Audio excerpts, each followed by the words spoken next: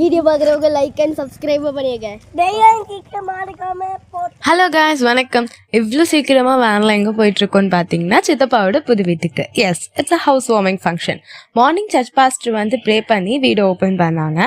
பால் காய்க்கணும் இல்லையா? So pastor pray பண்ணி முடிச்சதும் பாலும் பொங்கிடுச்சு.